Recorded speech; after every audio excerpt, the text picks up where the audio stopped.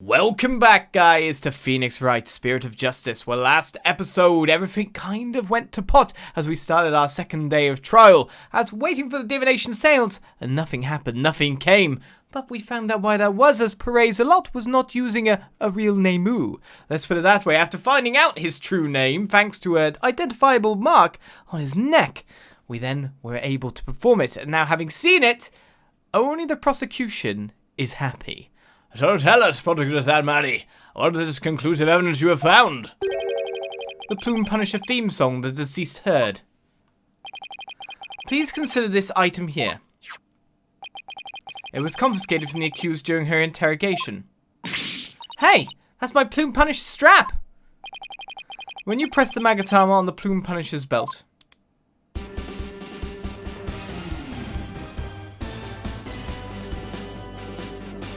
God, that's a loud toy. They can all hear it. Ah!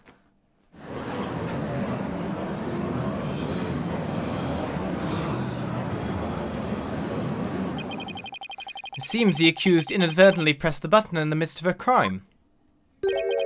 This strap is an extremely rare item, is it not, Miss Faye? You better not break it!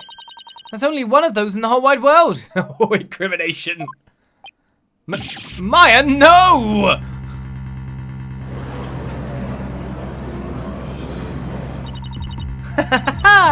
It's just as I said. Your flights of fancy have come crashing down on you. She sure seems to be enjoying this. Yeah, I've never seen her look so thrilled before either. It is time to accept the fact that the Divination Seance is far more than mere evidence. It is the very truth that brings the hammer of justice down upon the accused. That is as conclusive as evidence can get. And now then, if there are no further objections... Of course there are. Slow down there, your majesty. At least let me make a counter-argument. What's this? You take issue with the divination sounds? Oh, I have issues with it. I just don't know what they are yet. But that's never stopped me before.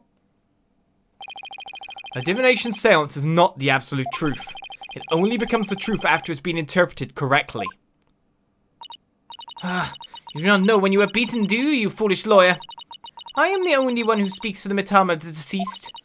If you believe there to be errors in my insights, then let us see you prove it.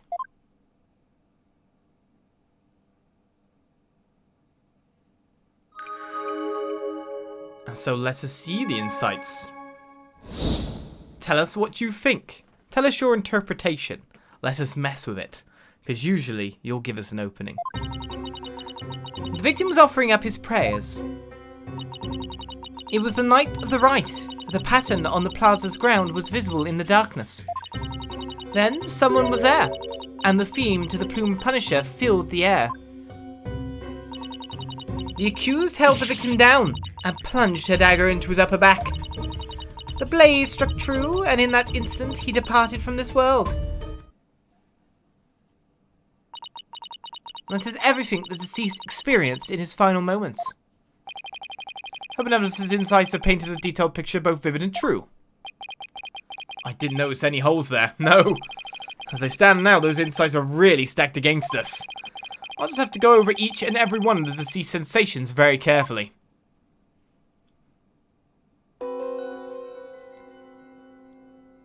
Right.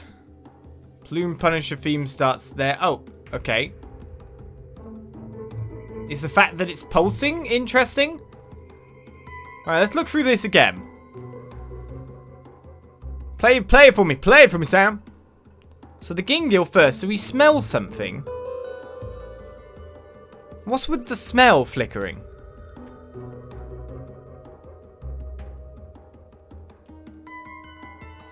So the victim was offering up his prayers. It was a night of the rite, though it's dark, the pattern on the plaza's ground was visible. But wasn't he on a carpet?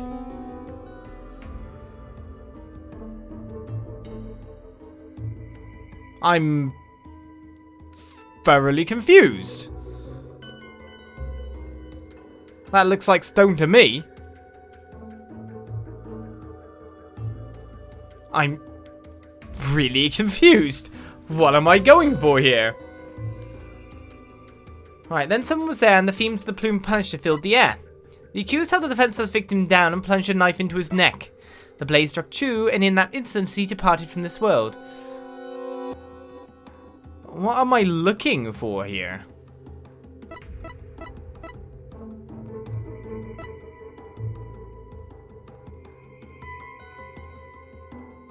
I mean, that statement looks weird anyway, because that doesn't look like the carpet.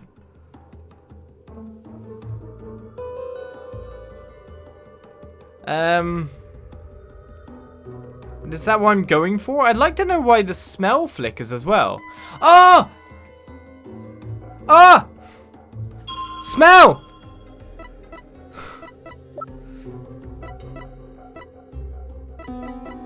Oh! It took me a while!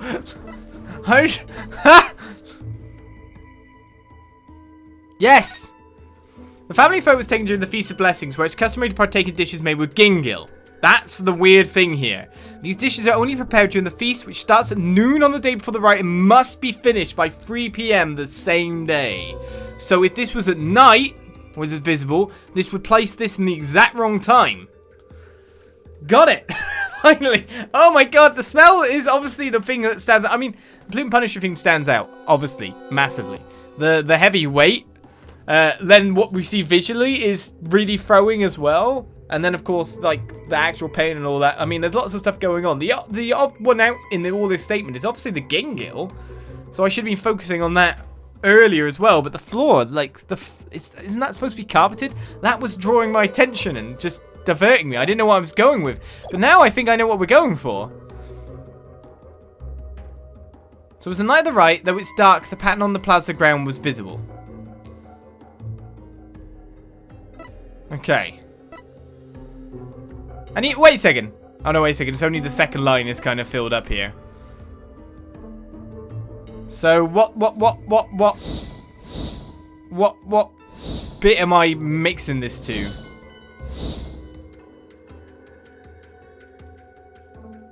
Here, maybe? I don't know.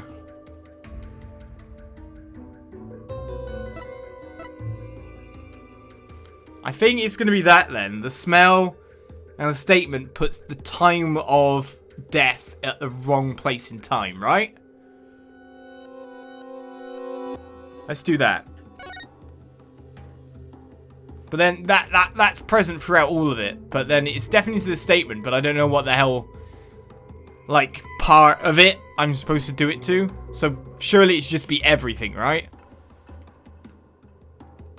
Objection! The smell's the thing that's out of place. It's definitely the second statement, but the smell's present through everything, so I don't know when I'd put it apart from that. Was it really the night of the rite? What do you mean? It could not be otherwise. The accused slew Acolyte Zeh'lot after killing the High Priest during the purification rite. The only problem is the deceased spirit does not corroborate that. What's this? Take a good look at what the victim smelled. Do you see how it says gingil? Acolyte Zeh'lot shouldn't have smelled any gingil on the night of the rite. What do you mean? Let me back up my statement with some evidence for you. This should explain how the victim couldn't have smelled gingil on the night of the rite. Back to the statement. Take that! The High Priest's wife, Believe in Me, told me about the Feast of Blessings. The feast includes a number of gingil-based dishes, and they're only supposed to be served at a certain time the day before the rite. Why, I believe you're right. I'd completely forgotten about that. During the feast, the unique smell of gingil pervades the entire kingdom. The fact that the victim smelled it means he was murdered between noon and 3 PM, the day before the purification rite. Which is why the floor is in thing and a certain blood stain. Handprints? I'm not so easily fooled. Did that autopsy report not make it clear? The estimated time of death was during the rite. Oh right, I told her about that yesterday. Forgive me, your benevolence, but the estimated time of death is just that, an estimate. Depending on the circumstances, it is possible for it to change, like temperatures, etc. What's this? Like, if a body was kept cold, the slow rate of decay makes the death seem more recent. Why, I believe I've heard something of the sort before. If it is as Mr. Wright claims, the estimated time of death in the autopsy report will have to be revised. Zeh'lot's autopsy report has been updated in the court record. Barbed head, you blinded me with science. Sorry. Wait, what am I apologizing for? You're learning. God, Rayfa, stop complaining. No matter. The murder may have occurred in the afternoon hours the day before the rite. Nevertheless, the murder weapon with the accused prints on it is incontrovertible evidence. I will now amend my insight to account for this new truth. Right, again, revise these things beforehand. It was the afternoon of the day before the rite. Though a bit dark, the pattern on the plaza's ground was visible. I still think this floor is the problem.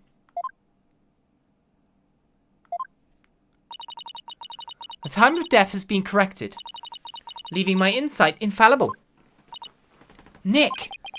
A change in the time of death is bound to cause some sort of an inconsistency. If I had something that showed what it was like on that day, it could really help. Oh god, and he was known for being incredibly, like, prey. Praise, that's a word now, right? Known for being incredibly prey.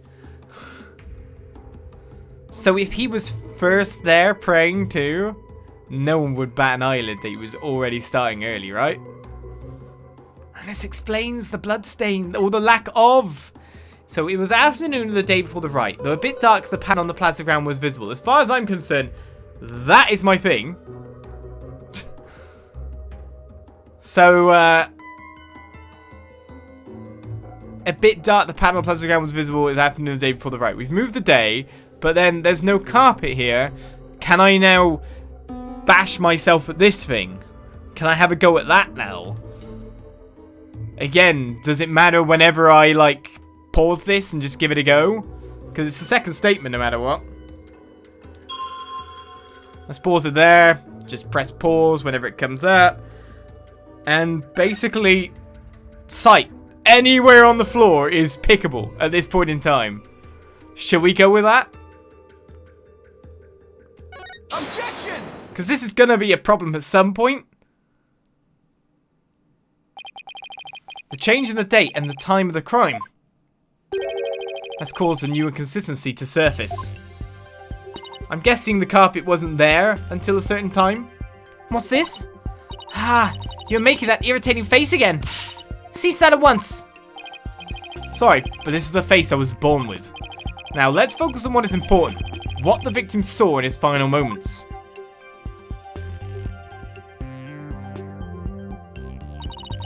Do you have bats in the belfry, Barbed Head? There's nothing to see. The ground of the plaza was all that entered the victim's eyes. I need to look in the court record here a second, to be honest. And that's what I find so strange. I really do. Right, is there anything that would, like, come up with what I think at this point in time? Yes, that's the one! Should be an icy floor.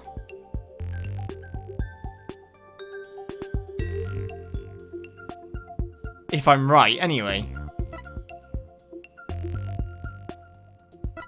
Is that what's going on? Escaped prisoner. So if we're looking at the afternoon before, that's probably what we're looking at.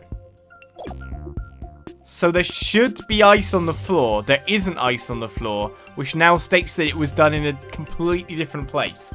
That's what I think we're going with here. And that's what I find so strange. On the day before the rite, it should have been impossible to see that pattern on the ground. Impossible, you say? And to explain? This piece of evidence shows why the plaza's ground was not visible that day. Take that! It better be.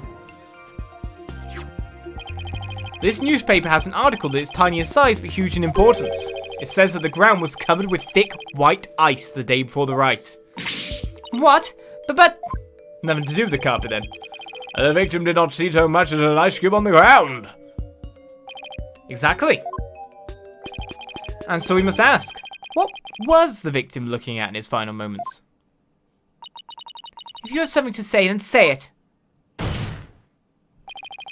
The last thing the victim saw was not the ground at the Plaza of Devotion. This can only mean that he was killed elsewhere. What? What? What? What?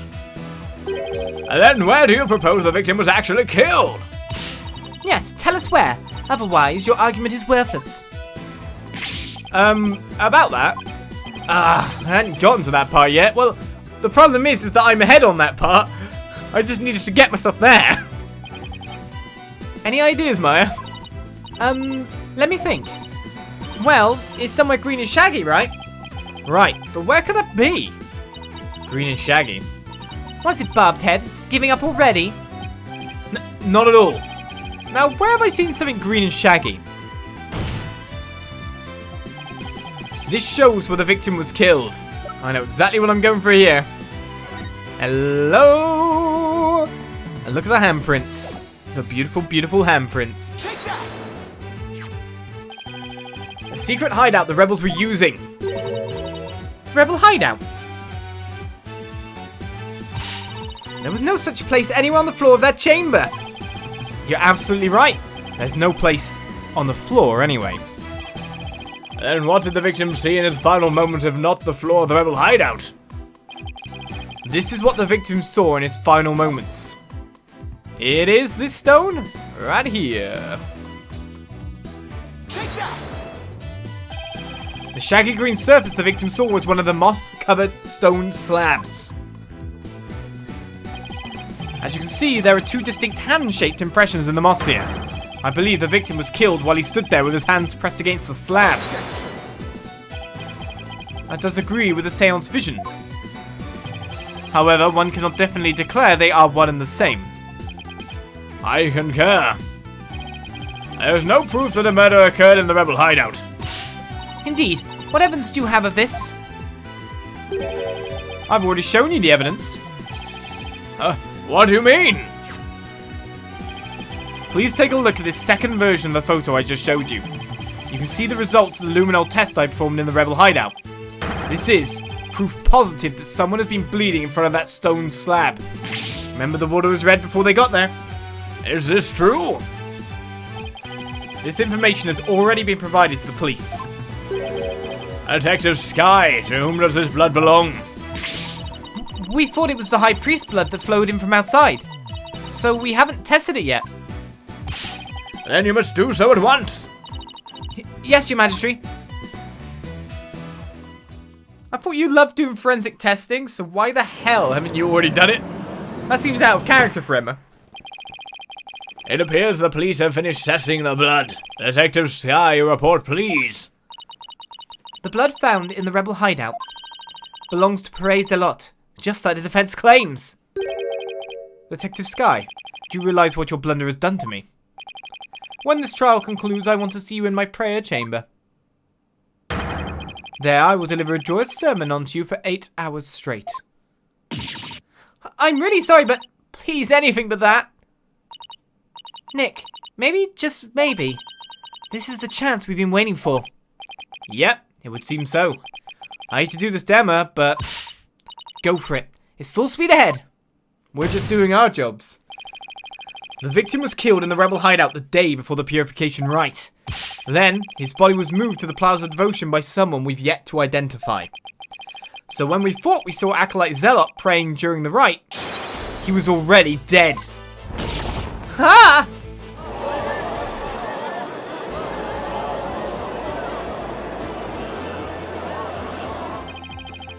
And that's not all. If he was killed at the Inner Sanctum, that would explain one more thing. And that would be how the time of death was made to look later than it actually was. The proof of which was left behind at the Sanctum. This points to how the time of death was made to appear later than it actually was. What?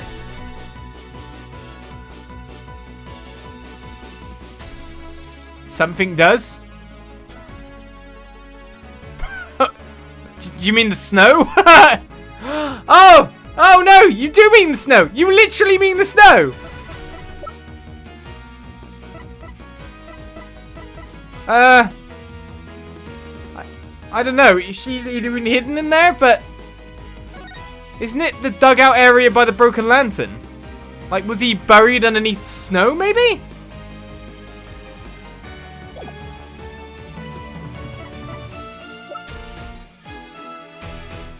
I think it might be.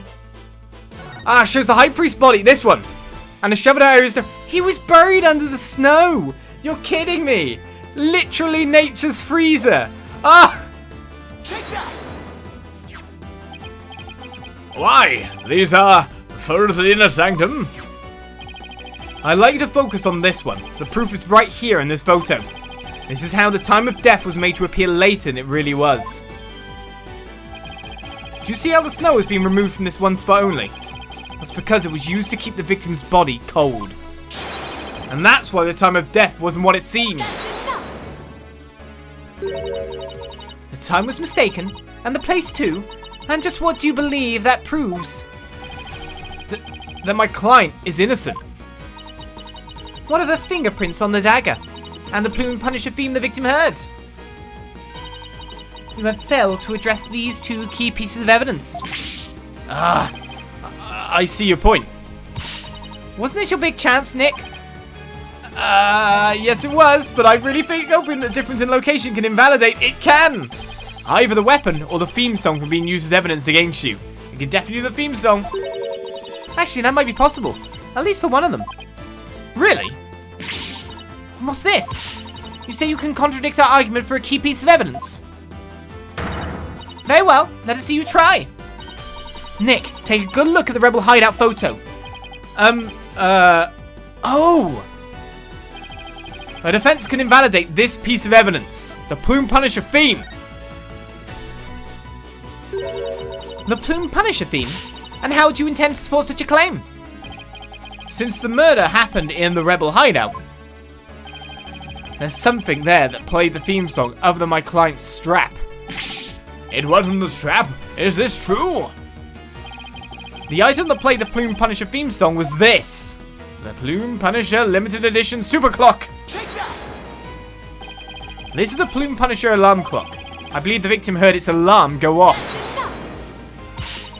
What proof do you have that the alarm went off? Objection! What proof do you have that it was my client's strap that played the theme song? Ah! Gotcha. Do not twist the facts with your loyally wiles. Either way, the accused would still be guilty based off of her prints on the murder weapon. And here's what really happened. But she had to hold the weapon at some point, right? During the day? As part of her duties. The victim stood with his hands on the stone slab in the hideout. It was the afternoon of the day before the rite. Nothing else has changed. Though there have been some twists and turns, that is the truth of what happened. Ah, I won't get anywhere until I can eliminate the dagger. But I know already what I'm aiming for here. Most impressive, your benevolence. I see no inconsistencies anywhere in the prosecution's case. Ah, but we know one, which she probably wouldn't. Nope. There is one. What's this? You still claim there to be an inconsistency? Try as you might, the outcome will always be the same. Nope. Nope. The victim stood with his hands on the stone slab. That's the one we're looking at. He didn't stand with it on there because we know if he's being... Well, a feeling of heavy means he's either having something... Well, it's usually something from above, right? Something's heavy is generally weighing you down. Down is the key factoid in this. If you're being pushed from behind and that's why you're feeling the heavy against it, we know that that stone wobbled over with just barely a tap. So that stone had to be lying down on the floor and he had to be still in a praying position. Some way, somehow, that was where he was orientated. So he was not standing with his hands on the stone slab. He was most likely in prayer position. So we want it on this frame. Pause it here. We're going to go with... Well, yeah, first statement, yeah. The victim stood with his hands on the stone slab in the hideout. And that is what we're going for. I select heavy. It's the sense of touch. Objection! couldn't possibly be. The victim was originally thought to have been stabbed while bent over in prayer, but he was actually standing with his hands against the stone slab. So the question is, where did the sensation of something heavy come from? Oh, am I getting this wrong? Am I getting this wrong but right again? Yes, I see your point. Since the victim was standing, he couldn't have been held down. Ah! Oops, I did get this wrong. And then tell us, Mr. Wright, what was the heavy sensation felt by the victim? What caused the heavy sensation Zeh'lot felt? I don't know. Any thoughts, Maya? I agree that sense of heaviness seems important, but there's also the matter of Zeh'lot's hands on the stone slab. Why were they even there? Could it be related to the cause of the heavy sensation? Well, Mr. Wright, do you have an answer for us? Am I right and they're just wrong? Of course. I just envisioned the state Zeh'lot was in when he was killed. The cause of the heaviness the victim felt was the falling stone slab or the culprit jumping on him. Oh my... Turn it around. Always in Phoenix Wright, turn it around. We know that that stone topples ridiculously, right? Easily. But what if it was pushed towards him and he was holding it up? That would cause the depressions too with the moss, which of course wouldn't be done if he was standing against it. So it was falling upon him, and heavy was basically him trying to hold it up to stop being crushed, and then he was stabbed. So then what happened with it? Did it crush him?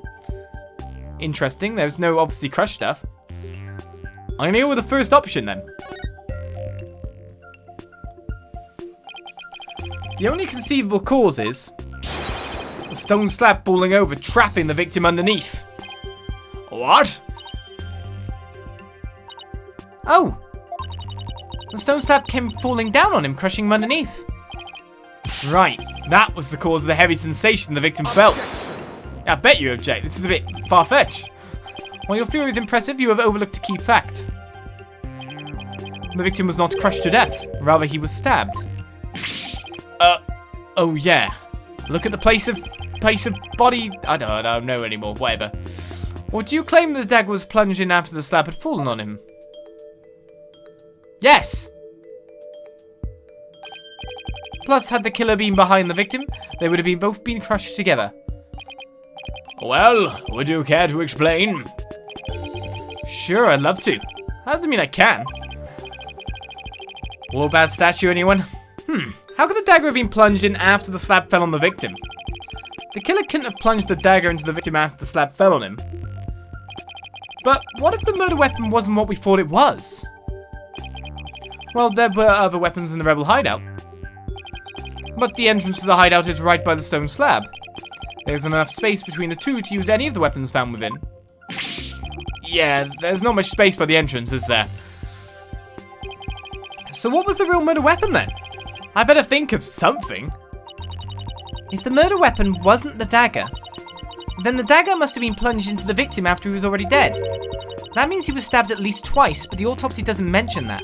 It's using the same wound. And he must have been stabbed in the same spot with something shaped like the dagger. It's called the Warbad dagger because the dagger itself is shaped like a Warbad beak, maybe? Would the defense care to offer an explanation sometime this century? Wait, wasn't there something dagger-like near the scene of the crime? Something that had a shape similar to the Warbad dagger.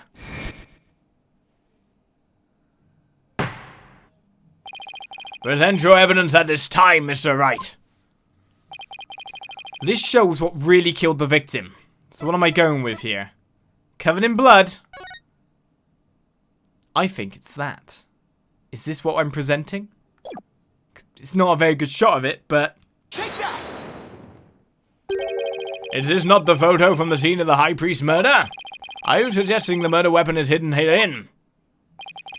This is what really took Zeh'lot's life.